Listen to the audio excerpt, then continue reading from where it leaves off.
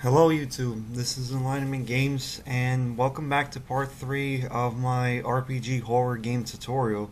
For those of you who have been watching since, thank you so much, and those who just found this video, I have like two more parts to this one previously, so if you haven't seen it, go check it out. It's the beginning and the intro of how to make an RPG horror, and that's what I just wanted to go over. But today we're gonna be covering two things actually. One of them is um kind of like a big task, but you can save so much and add a lot more features to your game, and that is just that we're gonna make like a sort of like a maze slash like puzzle kind of esque challenge where you basically we're gonna have our character choose like different paths, and depending on what path he chooses, it's whether or not he proceeds onward to the game. If not, then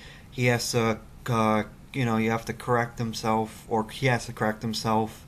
And we're probably gonna see, we're gonna drop like hints and whatnot along the way, and after that, we're probably gonna add like a basic little cutscene to I guess part of the story, because we still have to stay true to it. Remember, since it's an RPG horror, one of the things is that you're supposed to have like kind of like the clues or like hints of what's going on, what's happening. So we're probably gonna have like a little basic cutscene. Maybe our character might hear the sound of his friends or whatever coming from this lovely castle. Well, not lovely, like damaged sort of castle. You can make like a castle, or even like a, I don't know, like a mansion or a big house. I just went with a castle since I feel like if I was in the forest and I saw like this abandoned castle, I know there's something eerie about it, I would just turn back. I know a lot of people would, but you can. It's easy to make. You can go ahead and like choose any of the basic tiles, and you could go and choose if you want to give it like a tower sort of, and go ahead and make some designs. Make it look like it's like, I guess, sort of like broken. They have a couple of things like kind of like damaged tiles slash like they get covered in like leaves, grass, or like cracks, or you got like exposed of like the foundation for a building and stuff. And I guess we're gonna use this, or if you have something else in mind, that's fine. Make it similar or whatnot. But what I'm gonna do is, hopefully, if I don't cover in this video, maybe definitely probably in the next one, is that I kind of want to have like a sort of like a bridge, and we're gonna add like a puzzle here, and so that you have to maybe hit like some switches for the gates to open, but we'll see. The first thing is getting to here, and in my other last tutorial, I explained just to make like I said that to make like a basic forest, kind of like a maze. And what we're gonna do is that we're gonna duplicate it, and we're gonna put some similarities. Like if you choose like a path and it's the right one, we'll probably have like a sign here that says that you you're in the next area, and if not, then you would see the same sign. So before we go ahead and duplicate the map, one of the things is to make sure that we have everything, which one of the other tutorial, the previous one actually, is that I showed you how to do a screen effect. And before we go ahead and duplicate, let's add a screen effect as well for this one. So go over to like events, choose an area where a character will never reach. We could call this one screen effect night, and let's go ahead and choose a little screen. In this case, let's make it dark. Actually, no, night. And one of the things, actually, let me make sure it's end completion. Give it 0 seconds so it happens automatically. And let's check to see if it's triggered. Parallel process. Remember, you want to do parallel process. So that way, when our character reaches the area, it automatically happens, and he doesn't get locked in place because of a event that's being triggered. So we'll leave it like this. And now to make like duplicates of this map, go right, hit copy, and let's paste it. Let's see. Let's pay probably like, if we have 2 already, let's maybe add like 2 more. Yeah, why not?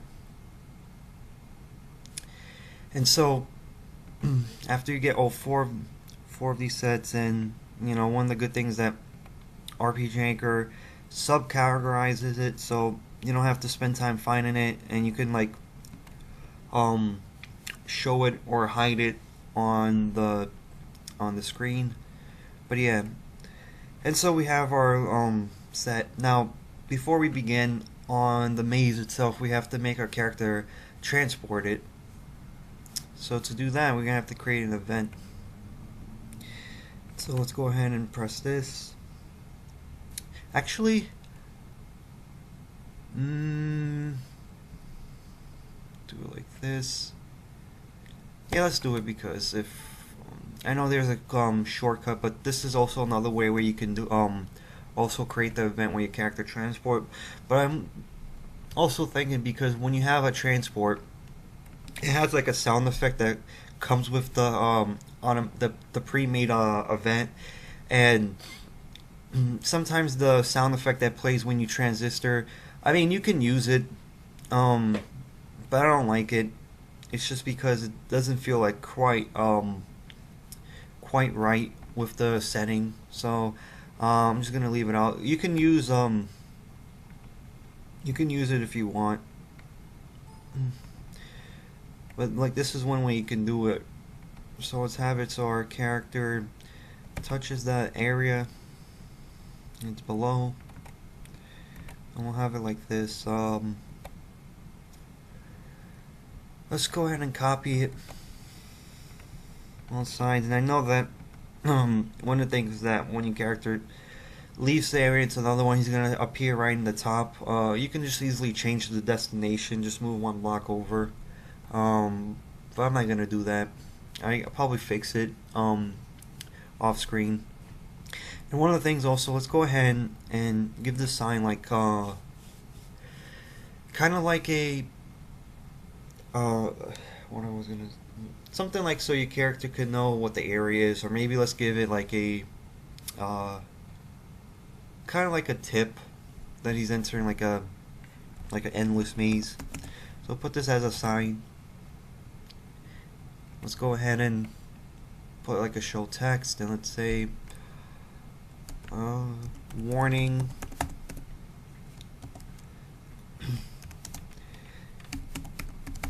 entering a endless maze,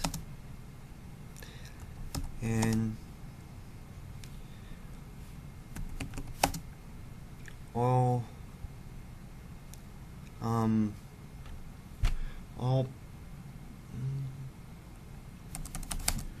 let's see, entering an endless maze, and why can't I think of something like a warning sign? Entering an endless maze, and all, I don't know, who read this sign should turn back now. And let's say let's leave a normal window. Look at it, preview. That's fine.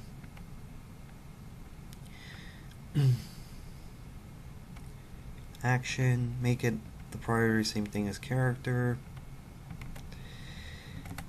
And let's go ahead and save it, so that way our character knows that he's entering like a maze. So expect for a puzzle or like a challenge along the way. So that's that, and so now we can finally focus on the maze itself. And so since it's like that, it's a maze and it's a puzzle. I recommend that maybe the character shouldn't go back. Maybe if you want the character to go back, maybe there's like an item or maybe a checkpoint that you want to. So he has so the character has the option to go back. You can go ahead. For me, I'm just gonna leave it like this. Okay, so I'm gonna put a sign, just like in the other area, so I can find it. Here it is. And let's go ahead and create an event. Let's say maybe let's make this area 1 maze. And let's go ahead and show a text that says you are in maze area 1. Yeah, 1. So we give our character the idea where he is. Since it's like a maze, and it's the only thing that can really guide our character. And we hit OK.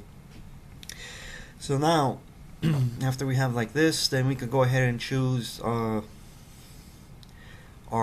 we could start connecting this map to the other ones. So in this case, it's just going to be a lot of transporting. It's not the funnest. It's going to probably take some time. And frankly, I kind of want to like maybe like end this out. So like in order to save like time, because really it is just like plotting. You can go ahead and plot any of the areas yourself. You could probably like customize the area any way you like it, but I'm just probably gonna go ahead and maybe edit this out to save like time. So yeah, hopefully I'll probably see you in after I finish cutting out this video. Alright, so now I'm back. So I just finished my maze. I decided to use 3 of the maps instead of 4 just to shorten up and just give a small demonstration. But yeah, basically I went ahead and added the transfer events, and then hopefully by the end of this little playthrough our character can spawn here, and we're going to go ahead and put an event here for that cutscene. But first is to always make sure it's to practice and to always check to see if your game always works. So in this case, hopefully what the maze is supposed to be we go up first, then down, and then forward. So hopefully that will be the case. Yeah, there goes our thing. One thing I forgot to show in the other video was to check whether or not the save feature works. And let's go ahead. So it works.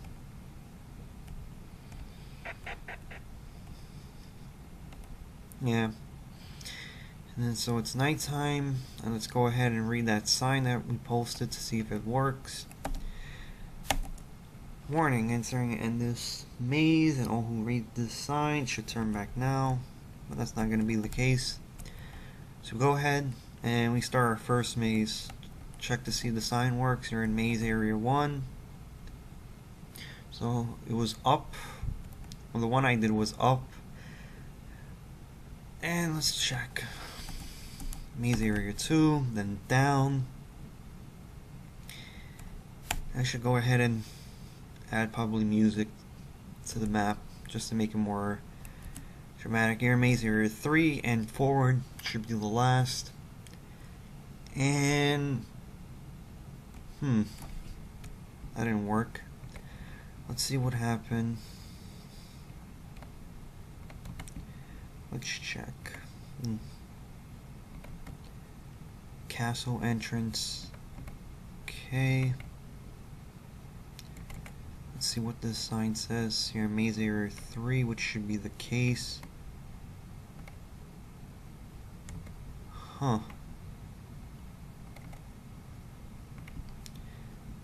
It's weird. Give me a second. So it's supposed to take me outside. Oops. Let's see what went wrong. Maybe it might be... Yep, here it is. That's the problem right there. And that's why it's always good to check. Go ahead and copy, paste, and paste. So now, yep, it takes you straight outside. Yeah, so that should work. But before I go ahead and retry it again, might as well have that cutscene where right here in this castle. Let's see. Let's make it. Let's call this event help, because that's what it is. And then rather than all the other ones we usually use, like for the trigger, which is either action or player touch, let's make this auto run. So this is a cutscene that you're supposed to witness, or a character's supposed to witness, and no matter what, he has to go through it. And so let's go ahead and show some text, and let's have like the word help. I know it's kind of cheesy, but bear with it. And let's do that. Let's go ahead and do something different with the event. Let's have our character moves maybe a couple of feet, which is we're going to go ahead and use the set move route. So this is for our player. Wait for completing. I mean, you can have this on. In this case, I would do it so just to make it in sequential order. And let's have it so our character moves to the right 3 times, for instance, just to have some ideas out there of what you can do for an event. And then we can go ahead and say to our player, guys,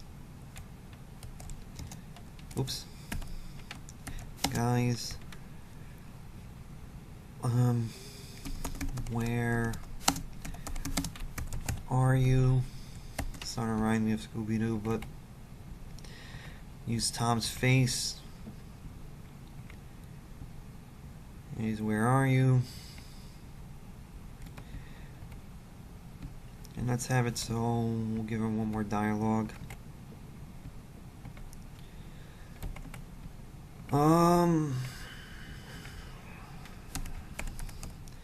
So stay there.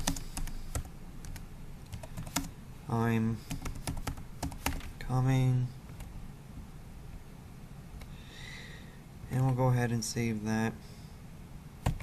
Yeah. And I guess let's call, since we're doing events, let's just call this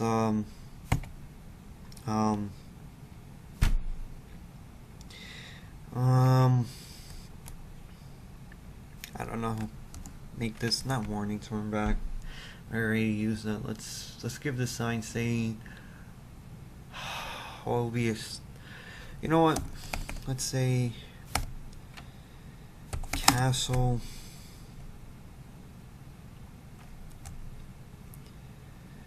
I don't want to use castle evil. That'll be way too cheesy.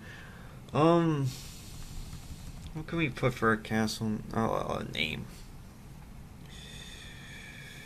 Let's put entrance to castle. Should I use evil? Yeah, I have nothing else to think. Yeah, entrance to castle evil. Yeah, entrance to castle evil. This is becoming quite an adventure. And as always, same character, priority, and we'll leave it like this. This video is probably gonna take way too long. Yep, see if the save feature work. Just to skip that. And yeah, this video wasn't that informative. I should have put more, but hopefully in the next one, because I have some ideas for what I want to do before we start. Go inside the castle. I'll probably put like another puzzle. This time I'm probably going ahead and add like maybe like a switch. So I'm gonna probably make like a drawbridge. So you probably have to flip some switches. And I have some things in mind that I want to do, and just hopefully gonna be executed right. So let's see. Help. Guys, where are you? Stay there, I'm coming. And it keeps repeating. I forgot to add one more thing. So if any case of auto run, I can't believe I forgot to add this in. You always want to make sure that it happens once so it doesn't keep repeating like what you just witnessed. So I would use a control self switch and make it A, and then create a new event page and put self switch A on, so that way when the event is being executed, it only becomes executed once, and we'll just leave like everything like that. So now let me just put our character right here. Quick event, where is it? Player, just to test it out. And it doesn't matter, you can always put him back in the intro cutscene. Always new game. And because of transparency. Wow. It's never always good to rush, especially making a game. I just want to demonstrate it.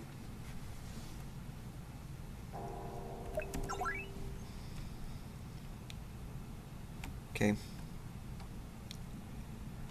Help. Guys, where are you? Stay there, I'm coming. And yep, there we go. So that worked out. And we'll go ahead and in the next video add like a drawbridge. But yeah, that was that. And it was kind of long for doing this. But anyway, thank you so much for watching. Like, comment, subscribe.